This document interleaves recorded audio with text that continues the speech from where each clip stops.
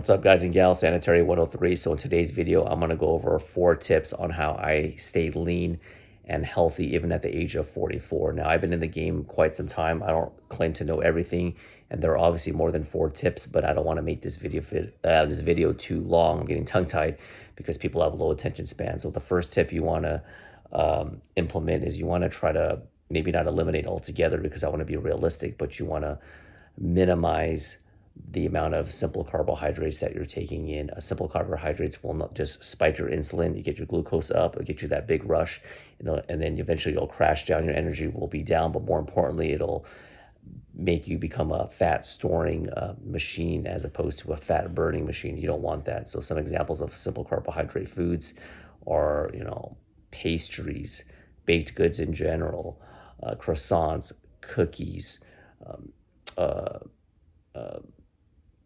cookies, muffins, some cereals, candy. You want to avoid that type of stuff.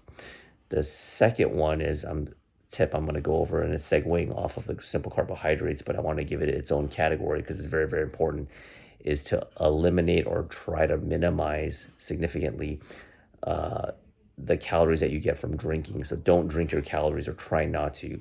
I know the Starbucks drinkers out there and the Phil's coffee Pete's are sitting there probably pissed off. I get it, but you're gonna have to try to cut it down, especially if you're health conscious and weight conscious. So the caramel macchiatos, the mocha frappuccinos, and I'm not just picking on you guys. The orange juice, pineapple juice, cranberry juice, soda, and you're thinking, what? Orange juice, cranberry isn't that good? It says 100%. It says 100% from oranges. True, but eat the actual orange, because that has a lot of sugar in it. Look at the label. It's there for a reason. You're gonna get that huge spike and then crash. You don't need it. And it's hard enough to be on a restrictive diet. So I would rather eat my calories than drink them. So you want to try to minimize that. The third and fourth tips are a little bit pretty simple and basic, but I do want to reiterate the point a little bit. So the third tip is weight training. I'm not going to get too into it, but Google or check out my channel, free weights for weightlifting, okay?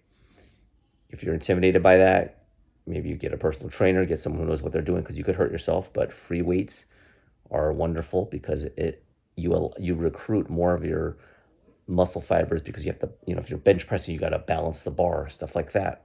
Also, the more importantly, what you want to know is when you start weightlifting and you start gaining more lean muscle, even though you might not see it's very gradual, lean muscle will turn you into that fat burning machine, because you burn more calories at rest when you have more lean muscle. It's not just about the calories that you burn in the gym, it's outside the gym.